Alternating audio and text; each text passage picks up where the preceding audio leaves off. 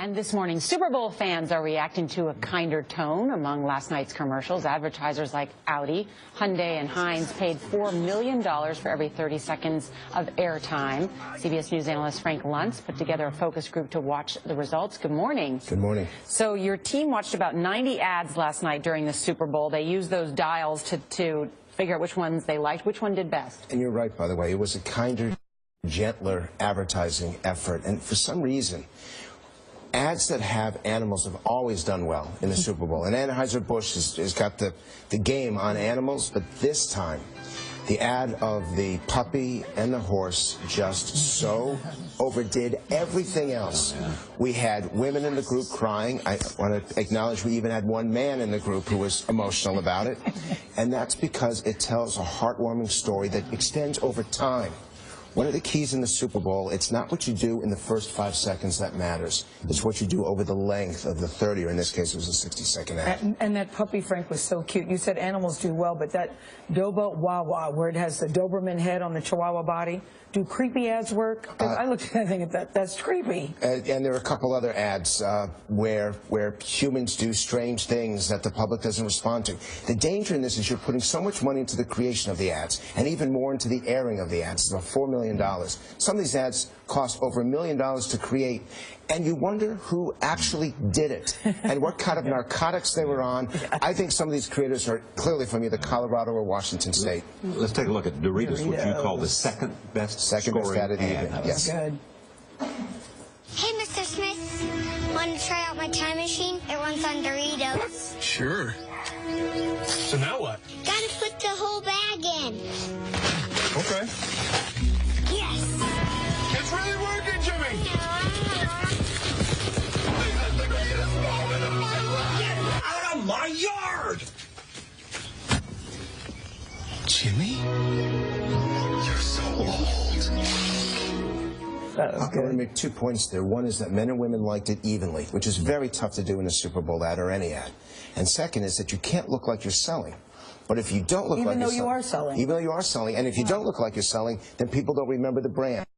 Some of the highest tested Super Bowl ads of the last 10 years, people have no idea what car company it was for, what beverage company. What's great about that Doritos ad is that everybody knew it was Doritos, but they didn't feel put upon by the pressure of the ad. What are the ads that just did not work? There are a couple, and I think they may actually show them to you. The Scarlett Johansson ad, been there, done that. If it looks like an ad that you've seen again and again and again, it will not be successful. And then the Sonos ad just did not connect to people. The danger in Super Bowl advertising is if it doesn't seem real life. We want relationships, we want friendships, and we want to laugh. Yeah. Or Charlie, or cry. And we like you. Did you cry at the... Did you cry? Did you cry? No, I did not, but I love that ad. But it was a because great I love ad. dogs and horses. You know what amazes me is that if a company is spending $4 million on an ad, you'd think they would focus group it their own so that they wouldn't have a bomb like this. But That's a very good point. But the question when you focus group is it good in its own, by itself, or is it good in the overall context of a Super Bowl? It has to stand out. It's got all these other ads competing against it, people deciding when or not to use the restroom. So if it doesn't grab you immediately, you have a problem. What about that Bud ad with the, quote, regular guy, where they told the story throughout the Super Bowl? How did that do? He was playing ping pong with Arnold Schwarzenegger at one point. He was in a big limo with other people. Yes, one would have to ask how Arnold Schwarzenegger is doing at this point. Yes. Imagine going That is a good question. From governor of California to ping pong player. I'm not sure that was the direction he planned. It did reasonably well. It's memorable. What was the ad that had a number of A-list actors and actresses? Yes, and it went back to Radio Shack, and that took you back to the 1980s. Did pretty well.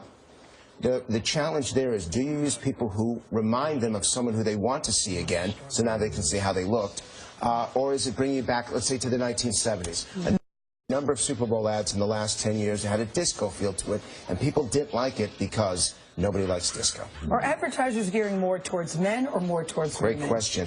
And the goal in the Super Bowl, because women are watching it just as much as men, is to get something that transcends age, that transcends gender, that transcends region.